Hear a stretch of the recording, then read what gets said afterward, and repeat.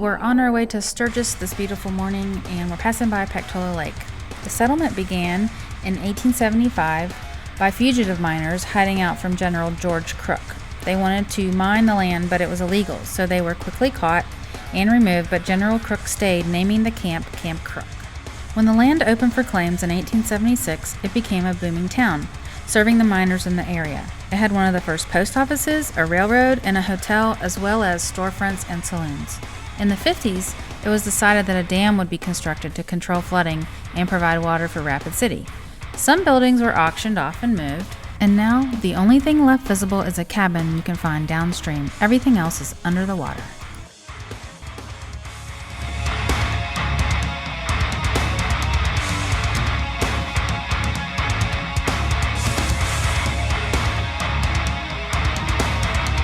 In 1878, surviving soldiers from the 7th Cavalry, commanded by General Samuel D. Sturgis, established a camp near Bear Butte and named it after his son, J.G. Sturgis, who had died in the Battle of Little Bighorn.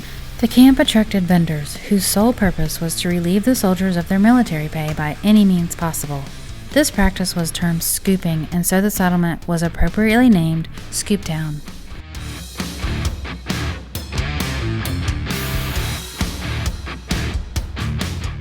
When Fort Meade was built later that year, this scoop town was immediately established 1.5 miles west of the fort, this time being named after General Sturgis himself. Sturgis was wild and lawless, much like Deadwood in its early days, but local business leaders succeeded in creating a more peaceful community, and it eventually became the county seat of Meade County.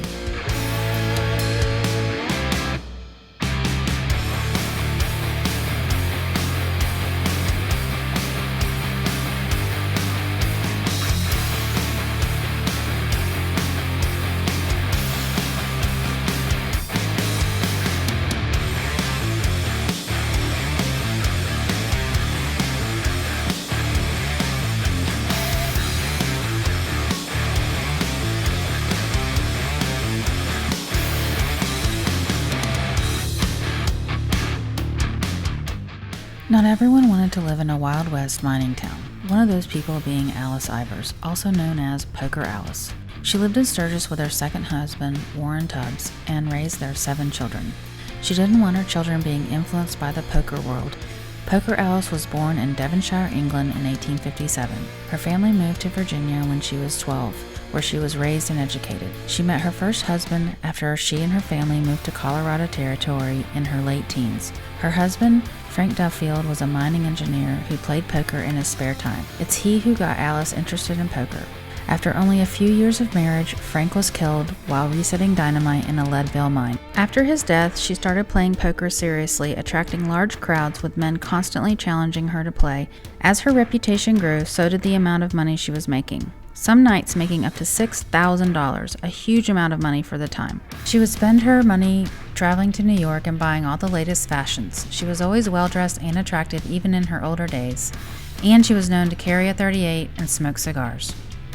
In 1910, she opened Poker's Palace, a saloon in Fort Meade which also offered gambling and a brothel. In her 60s, she was arrested several times for being a madam, a gambler, and a bootlegger. She spent her jail time smoking cigars and reading the Bible. She was pardoned by Governor Burlow, he said, because of her age. She died in 1930 at the age of 79 and is buried in Sturgis.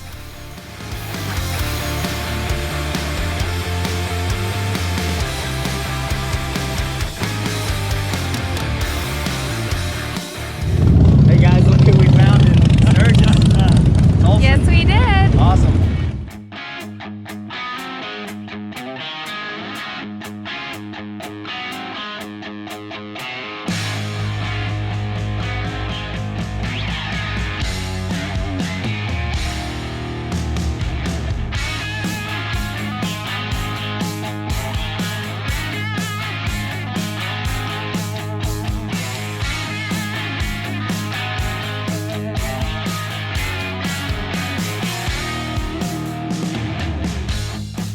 The Sturgis Motorcycle Rally generates over $800 million for the area. What began as a humble gathering of 9 like-minded bikers known as the Jack Pine Gypsies Motorcycle Club has grown to over 500,000 people traveling to the Black Hills for 10 days in August for 80 years. Sturgis is like a motorcycle rally and carnival all in one. It is so fun, and you should definitely check it out if you get a chance. Okay, that's it for this video. I hope you guys enjoyed it. Please like, subscribe, and share, and I will see you guys next time.